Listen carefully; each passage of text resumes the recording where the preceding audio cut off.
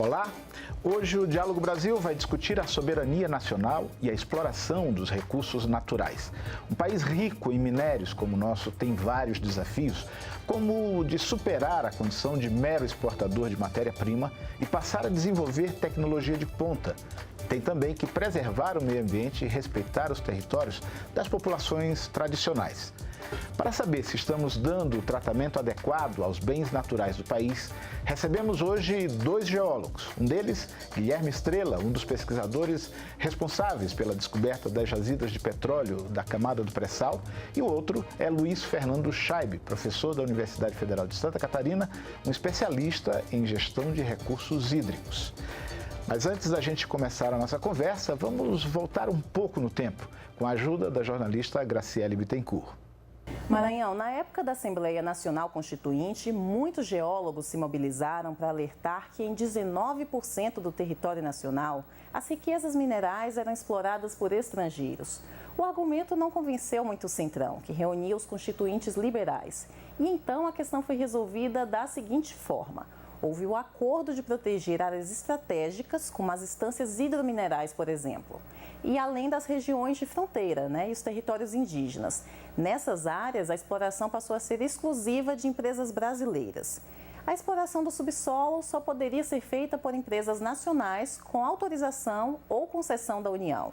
E aí, os estrangeiros que já estavam em atividade no país tiveram prazo de 5 anos para se regularizar.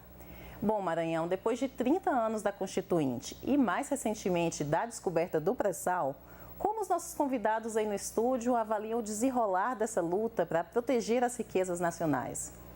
Graciele, 30 anos, quando a gente fala, parece pouco, dependendo da perspectiva, ou pode parecer muito. Guilherme, é pouco, é muito do ponto de vista do que a gente teria que ter feito e teria que ter cumprido em termos de missão para dar conta do nosso recado? Muito bem. Bom, o levantamento das riquezas do subsolo brasileiro é um processo de longa data, né? E que, efetivamente, nas últimas décadas, ele se incrementou, né? No lado mineral, eu não sou especialista do lado mineral, mas, de qualquer forma, nós estamos vendo e constatando que a exploração da grande reserva de Carajás, que não está ainda totalmente conhecida, é uma reserva, certamente a província mineral mais importante do planeta, ela está em procedimento, está em processo, né?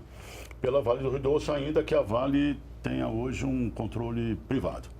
Muito bem, na área da energia, especificamente do petróleo, demos um salto muito grande. Quer dizer, a quebra do monopólio, ela não surtiu os efeitos que diziam que seriam encontrados e seriam atingidos em tempo rápido, né? E chegamos a 2002 com as coisas ainda, o território brasileiro ainda mal explorado. Com a subida do novo governo, em 2003, né, houve uma orientação para a Petrobras, né, de que a Petrobras se expandisse. Então a Petrobras expandiu as suas fronteiras exploratórias em blocos de que ela já era já concedidos à empresa, né?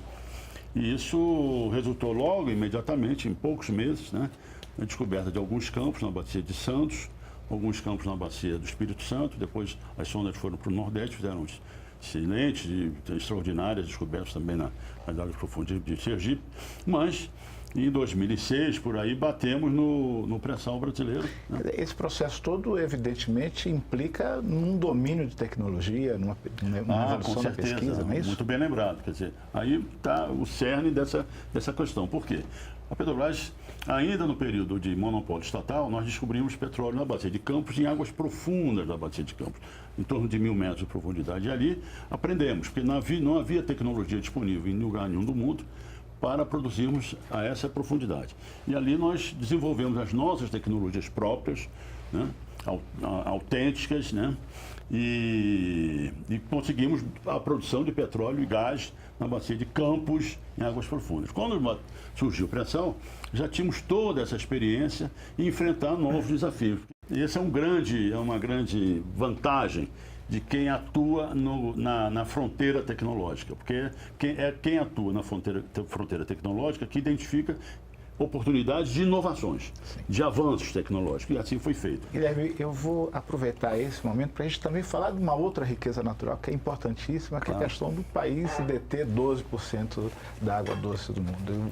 O Luiz está olhando aqui com calma, com cautela. Qual é o grau de importância ou o significado desse volume de água estar, o Brasil ter isso como uma propriedade natural, uma riqueza que está sendo bem cuidado ou não? Trata-se de um patrimônio do Brasil, mas um patrimônio da humanidade também, né? É um bem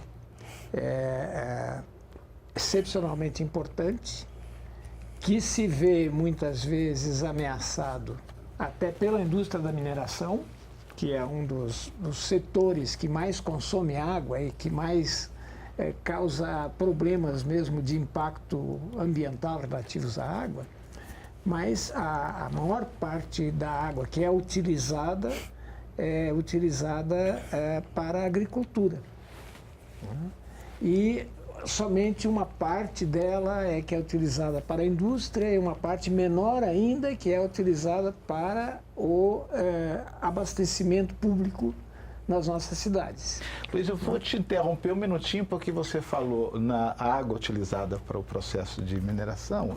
A gente tem aqui um depoimento em que a gente vai falar sobre os impactos da mineração, que são objeto de estudo da doutora em geoquímica da Universidade de Brasília, Carolina Siqueira Gomide. Ela nos mandou uma contribuição e a gente vai ver agora o que ela disse. Desde a Idade da Pedra, a humanidade vem transformando a natureza a seu favor, né, para viver a partir da transformação, né, dos minérios, da natureza em geral, né, as árvores, enfim. Então, a mineração existe desde que a humanidade existe. Nós precisamos da mineração para sobreviver, mas precisamos também discutir como a sociedade vem mudando à medida que as taxas e os ritmos são retirados da natureza. Discutir também o consumo, né? Como é possível retirar tanto minério da natureza se é realmente necessário. E, para além disso, com tantos impactos que traz para as comunidades também, discutir aonde se pode minerar e onde não se pode minerar. Bom, esse é um aspecto e tem também o aspecto da agricultura que você comentava, né? Da utilização da água para a agricultura. A água é considerada um bem comum que não deveria ter proprietários. Ela pode ser utilizada, precisa ser utilizada, é essencial para a nossa vida, mas o fato de que, em alguns casos, ela se torna um bem de uso privado, vai contra, digamos assim, essa ideia de que ela é um bem de uso comum. Então há uma certa responsabilidade de quem usa a água de devolvê-la ao ambiente de uma forma que seja possível continuar utilizando. E no caso da agricultura, por exemplo, o que a gente está encontrando muito é um comprometimento da qualidade dessa água pelo uso muito grande de agrotóxicos e, mais do que os agrotóxicos, até dos próprios fertilizantes, que também são utilizados em quantidades imensas. Olha, daqui a pouquinho a gente vai falar um pouco mais sobre isso, sobre a questão dos agrotóxicos. Eu queria perguntar ao Guilherme se voltando à questão do pré-sal, se essa descoberta, você foi um dos responsáveis por esse trabalho, se essa descoberta nos põe num grupo seleto de países que tem uma prioridade ou que tem tecnologia suficiente para explorar essa riqueza mineral, o petróleo?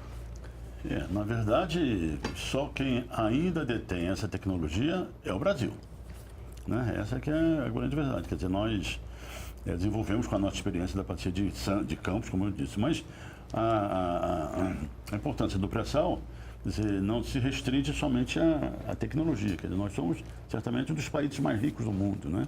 Que não tínhamos energia, não é mesmo? Não tínhamos o carvão, nós primeira Revolução Industrial, não tínhamos o petróleo na segunda Revolução Industrial, né? E só fomos sempre muito dependentes de energia, que nos dificultou o processo de industrialização autônoma brasileira, né? O pré-sal justamente vem prover esse recurso absolutamente indispensável, não só para nós assegurarmos a nossa soberania energética por todo o século XXI, mas também para promover o nosso desenvolvimento. Então, aí entra a tecnologia da companhia, não é só da Petrobras, é da Petrobras com as universidades brasileiras. A empresa sempre, através do centro de pesquisa, eu trabalhei lá há muitos anos, sempre a integração com a universidade brasileira foi muito grande, não é mesmo? Então, isso continua no pré-sal, se aprofunda no pré-sal, inclusive na área de geociências, né? De modo que é um recurso que a sua transformação em riqueza tem que ser assegurada para o benefício do povo brasileiro. Olha, nós vamos fazer um breve intervalo e no próximo bloco a gente volta a falar sobre esses dois assuntos de grande importância para quem está nos assistindo em casa de uma forma geral. Já a gente volta daqui a pouquinho.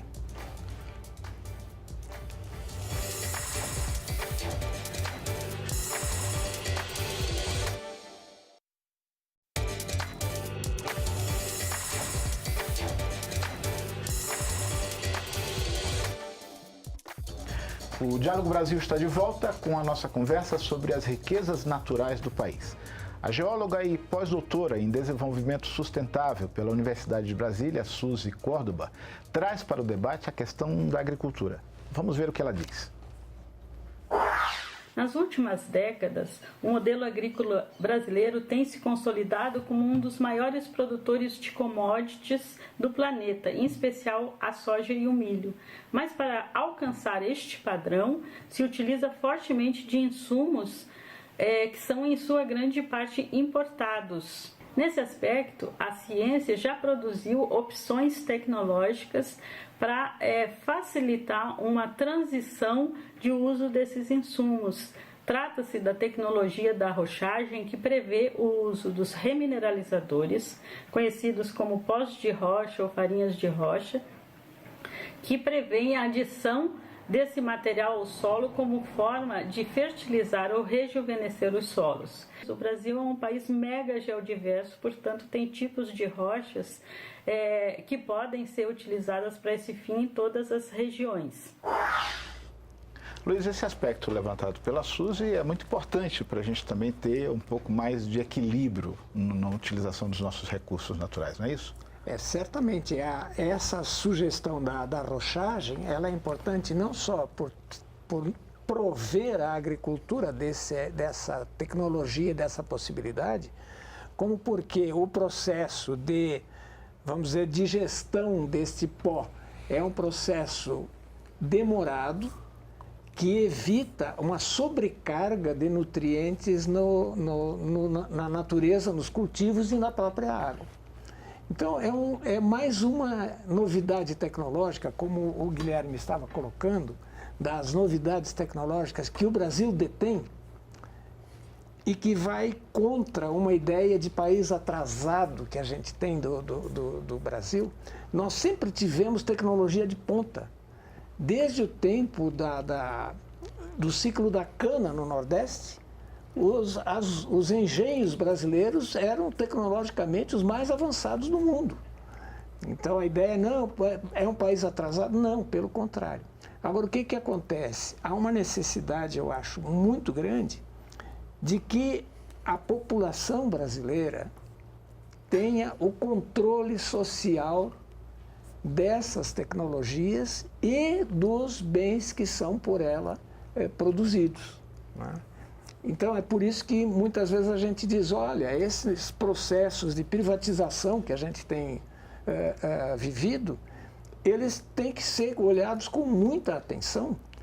Com muita cautela e com muito rigor. Com muita cautela, porque no momento em que a gente entrega para uma empresa, pode brasileira ou estrangeira, um bem que seria de interesse de toda a população, a gente está perdendo a chance de ter o controle social sobre esse aproveitamento. É o caso do petróleo. ninguém vai dizer que nós não devemos explorar o nosso petróleo. Sim, eu queria perguntar ao Guilherme, aproveitando essa sua deixa, a gente ouve falar muito em modelos, modelo de concessão, modelo de partilha. Às vezes isso é difícil para um cidadão comum entender uma diferença entre um e outro. Em rápidas palavras, de uma forma... Mas é porque tem um assunto aí relacionado, vamos lá. Né, ao que a professora Suzy falou, que nós somos um grande importador de fertilizantes. De fertilizantes, exatamente. Mas, em geral, nós falamos no pré-sal e só nos referimos ao petróleo, ao óleo do pré-sal. E o pré-sal é riquíssimo em gás. Né? Essa é uma das riquezas enormes que o pré-sal tem. Muito mais gás que tem, por exemplo, o óleo da bacia de Campos, que é um óleo pesado. O pré-sal é leve com muito gás. E esse gás é rico em matéria-prima de fertilizantes nitrogenados. Hoje, segundo as informações que eu tenho, a gente importa aí na base de 80% desses fertilizantes nitrogenados.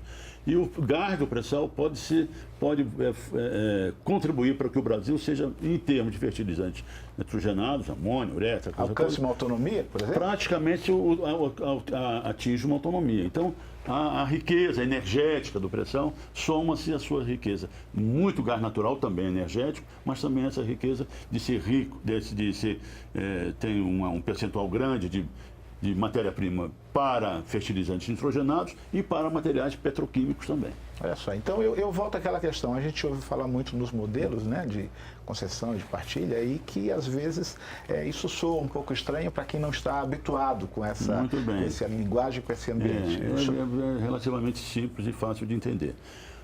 No modelo de concessão, o petróleo descoberto era propriedade de quem descobrisse. Né? Muito bem. Por que isso? Porque o índice de descobertas de campo de petróleo e gás natural é muito elevado. Quer dizer, é muito arriscado. Em geral, você perfura 10, 12 poços para achar um campo. Muito bem. Então, para isso, o governo, o Estado brasileiro, para trazer o interesse, para interessar os investidores estrangeiros, abriu. Nós não éramos autossuficientes, precisávamos de petróleo, abriu o processo de concessão, que concedia a quem descobrisse o petróleo a propriedade do petróleo. Muito bem. Na partilha, aconteceu justamente isso. Quando nós furamos o primeiro, furamos o segundo, furamos o terceiro, vimos que o risco exploratório praticamente era inexistente. Então, não fazia mais sentido de você dar ao descobridor a propriedade do petróleo descoberto. Então, na partilha de produção, né, a propriedade do petróleo descoberto é da União, é do governo. Mas tem mais. Na nossa lei de partilha, foi introduzida também a Petrobras como operadora única, né, o conteúdo nacional elevado para obrigar a que a gente desenvolvesse a nossa indústria ligada à indústria petrolífera, não é mesmo? E acompanhado também do Fundo Social, essa coisa toda. Quer dizer, era um pacote que tinha como objetivo não só a produção do pré-sal, mas o desenvolvimento tecnológico e industrial brasileiro e também contemplava a área social com investimentos absolutamente concretos e muito grandes. Né? Esse que era o conceito de partilha e se criava também, importante, uma empresa pública, né, que participaria dos consórcios com poder de veto, né, participaria dos consórcios para ter a União como executora, enfim, de controladora de todas as operações. Efetiva desse processo. Você acha que é fundamental que não seja descuidado? Se a gente pensa num futuro próximo, evidente que não a curto prazo, mas essa questão é uma questão tratada a longuíssimo prazo. Mas o que você acha que é fundamental que a gente não descuide daqui para frente? Eu queria voltar para essa questão do que a gente chama de controle social dos bens naturais, de modo geral. Essa preocupação que o Estrela mostrou entre a concessão e a partilha, eu acho que ela poderia estar presente também em relação a outros minérios e tem que estar sempre presente também em relação ao próprio uso da água. O fato de que as empresas de saneamento, que sempre foram estatais praticamente, estão sendo privatizadas, faz com que o interesse público fique num nível secundário em relação ao interesse dos acionistas das empresas. Né? Então, essa é uma questão que eu acho que tem que ser levada em consideração. E, por outro lado, é super importante também que a gente tenha a possibilidade de utilizar os recursos que são advindos dessa manipulação. E um outro caso que a gente tem que estudar muito bem é a questão da água engarrafada. É o fato de que nós já temos 2 empresas multinacionais que detêm mais do que 50% do mercado de água engarrafada no Brasil. E é um mercado que, além de ser que envolve uma grande quantidade de desperdício e usa muito petróleo até para fazer as garrafas PET, etc., ele torna um bem que seria de uso comum exclusivo de uma faixa de pessoas que podem pagar por ele. Isso faz com que as próprias empresas fornecedoras de água de saneamento deixem de ter aquele controle sobre a qualidade da água que é servida para a grande maioria da população. Né? Então, essas questões eu acho que tem que estar sempre presentes também quando a gente pensa na questão da água no país, que é privilegiado, mas que ao mesmo tempo tem que aprender a cuidar melhor dessa riqueza. Guilherme, eu não queria deixar também essa oportunidade de falar sobre, na sua opinião, o que a gente prevê de futuro. Você acha que a gente sabe que com todo o desenvolvimento, com toda a pesquisa, com todo o trabalho feito pela Petrobras, ela passou por um processo de alta exposição e exposição em uma medida muito negativa. Você acha que isso, de alguma forma, pode comprometer o trabalho futuro, pode, de alguma forma, travar pesquisas, enfim, de alguma forma? De maneira nenhuma. A dificuldade não está aí. A Petrobras não se confunde, o corpo de empregados da Petrobras não se confunde com essas pessoas que cometeram as barbaridades que cometeram. Isso é justiça, a polícia está tratando essa coisa, vai resolver essa parada, já está resolvendo, né? Então, a Petrobras continua íntegra, como uma empresa que tem dezenas de milhares de empregados, né? Extremamente sérios, honestos, dedicados à companhia, de modo que isso não vai interferir. Agora, o que pode interferir é uma transformação de uma visão de empresa que trata com um bem estratégico brasileiro, um bem de uso da população em geral, né, que faz parte do dia a dia da população, que é importante para o controle da inflação, inclusive, né? Uma empresa que tem essa visão, que tem que ter essa visão, porque trata, como eu disse, de um bem estratégico, com uma visão privatista, absolutamente privatista, do maior lucro no menor prazo de tempo. Então, acho que isso é que impacta muito a companhia, né? Para nós termos uma ideia de uma visão a mais longo prazo. Essa energia tem que nos servir ao longo do século XXI inteiro para desenvolver tecnologicamente, industrialmente o Brasil de forma autônoma, né? E o pré-sal está aí, e a maior empresa brasileira que trata desse assunto é a Petrobras, com competência já comprovada, mundialmente inclusive. Olha, eu agradeço muito a participação dos senhores, eu tenho certeza que essa nossa conversa rápida, breve aqui, foi fundamental para que as pessoas em casa compreendessem um pouquinho mais sobre esse assunto. Se você quiser saber mais sobre o nosso programa, entre no site da TV Brasil. Eu te espero na segunda que vem, às 10h15 da noite. Até lá!